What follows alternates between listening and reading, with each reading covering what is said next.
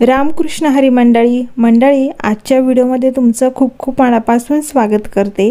उद्या आहे 17 जुलै, वार येतो बुधवार आणि उद्या आलेली आहे देवशयनी एकादशी। हिला आषाढी एकादशीही म्हटलं जातं। तसं म्हटलं तर वर्षभरामध्ये 24 एकादशी येतात, पण उद्याची जी एकादशी आहे ती खूप महत्त्वाची आहे, मोठी आहे। कारण उद्यापासून चातुर्मास हा सुरू होत असतो।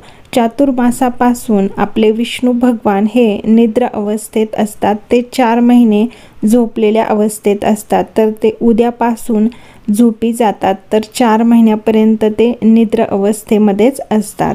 उद्याचा जर उपवास तुम्ही पकडला तर तुम्हाला 12 महिने जेवढ्या एकादशी आहे त्या एकादशीचं पूर्ण पुण्य तुम्हाला मिळतं। कारण 12 एकादशी ज्याला शक्य होतात ते 12ही महिने या एकादशी पकडतात, पण उद्याची जर एकादशी तुम्ही पकडली तर 12ही महिन्याचं पुण्य तुम्हाला एकादशीचं मिळतं। त्यामुळे उद्याची जी एकादशी आहे ती तुम्ही नक्की धरा, त्याचा उपवास नक्की करा। खूप सारे भाविक भक्त आपल्या गावापासून तर थेट पंढरपूरपर्यंत पायी चालतात। जवळपास 15, 16, 17 दिवस हे पायी चालण्याचं काम करतात। रात्री कुठेतरी विश्राम करतात आणि उद्यापर्यंत सर्व दिंड्या या पंढरपूरमध्ये हजर होतात। जवळपास 1 दिवस पूर्ण आपल्या विठुरायाचं दर्शन घेण्यासाठी भाविक भक्त हे रांगेमध्ये उभे राहतात। अशा पवित्र स्थानामध्ये जर अंघोळ केली तर आपली तर पापे धुतली जातात, पण त्याचबरोबर आपल्याला काही अडीअडचणी असतील तर त्यासुद्धा दूर होण्यास मदत होते। त्यामुळे तुम्हाला घरच्या घरी एक छोटासा उपाय करायचा आहे, त्याने तुमच्या घरामध्ये सुख, शांती, समाधान लाभणार आहे। जे तुमची इच्छा आहे ती लवकरात लवकर पूर्ण होणार आहे।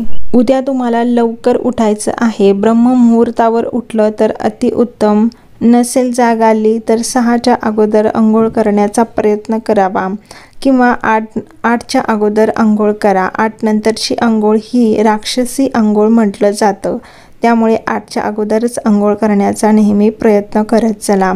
अंघोळीचं पाणी काढताना तुम्हाला ओम नमो भगवते वासुदेवाय नमः या मंत्राचा जप करायचा आहे। जितक्या वेळेस तुम्हाला जप करता येईल तितक्या वेळेस तुम्हाला हा जप करायचा आहे अंघोळीचं पाणी काढताना। आता अंघोळीच्या पाण्यामध्ये तुम्हाला थोडंसं पाणी, हे पावसाचं पाणी टाकायचं आहे। पावसाचं पाणी नसेल तुमच्याकडं तर तुमच्याकडं गंगाजल असेल तर ते गंगाजल ह्या पाण्यामध्ये टाकायचं आहे। पावसाचं पाणी का टाकायचं? कारण आपलं जे जमिनीवरती जे पाणी असतं, म्हणजे थोडक्यामध्ये नदीमधलं, पवित्र नदीमधलं जे पाणी असतं त्याचं बाष्पीभवन होऊन ढगामध्ये जातं आणि त्याचाच वर्षाव आपल्याला पावसाळ्यामध्ये होत असतो। त्यामुळे हे पाणी जे असतं ते पवित्र पाणी असतं। आपल्याला पवित्र नद्यामध्ये स्नान करणं उद्याच्या दिवशी शक्य नाही झालं तर घरीच तुम्हाला हा उपाय करायचा आहे। अगदी सोपा, साधा आणि सगळ्यांना करता येईल असा हा उपाय करायचा आहे। घरातले जेवढे व्यक्ती आहे त्यांच्या सगळ्या अंघोळीच्या पाण्यामध्ये तुम्हाला हा उपाय करायचा आहे।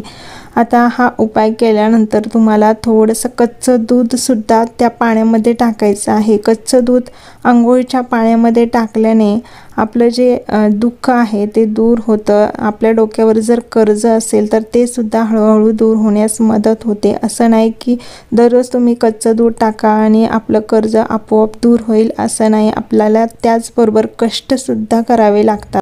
त्याचबरोबर तुम्हाला पाण्यामध्ये थोडीशी हळदसुद्धा टाकायची आहे। हळद जर पाण्यामध्ये टाकली तर तुमचा गुरुग्रह हा मजबूत होत असतो। जर तुमचा गुरुग्रह हा कमजोर असेल तर तुम्हाला दर गुरुवारी हळद अंघोळीच्या पाण्यामध्ये टाकायची आहे। त्यानंतर एक तुळशीपत्रसुद्धा आपल्या अंघोळीच्या पाण्यामध्ये टाकायचं आहे। तुळशीपत्र हे तुम्ही आजच तोडून ठेवा, कारण एकादशीच्या दिवशी तुळशीला हातसुद्धा लावू नये, दुरूनच नमस्कार करायचा असतो। कारण तुळशीला निर्जळी व्रत हे असतं, त्यामुळे तुळशीला या दिवशी हात लावू नये, त्याचबरोबर तिचे पानंसुद्धा तोडू नये। त्यामुळे आजच तुम्ही लक्षपूर्वक तुळशीचे जे पानं आहेत ते तोडून ठेवा। त्याचबरोबर तुळशीला जर मंजिऱ्या असतील तर त्यासुद्धा आजच तोडून ठेवा। जेवढ्या वस्तू अंघोळीच्या पाण्यामध्ये टाकण्यासाठी मी सांगितलेले आहे, जितक्या शक्य होईल तितक्या तुम्ही अंघोळीच्या पाण्यामध्ये वस्तू जरूर टाका, पण त्यामध्ये पावसाचं जे पाणी असतं ते नक्की टाका आणि सगळ्यांच्याच अंघोळीच्या पाण्यामध्ये पावसाचं पाणी टाकायला विसरू नका। आणि नसेलच तुम्हाला उपलब्ध पावसाचं पाणी तर गंगाजल असतं ते सुद्धा तुम्ही टाकू शकता। तर अशा पद्धतीने तुम्हाला उद्याच्या दिवशी पवित्र असं आपल्या घरच्या घरी स्नान करायचं आहे। त्याचबरोबर तुम्हाला जवळच एखादं मंदिर असेल विठोबा रुक्माईचं तर त्या मंदिरामध्ये उद्याच्या दिवशी नक्की जायला विसरू नका।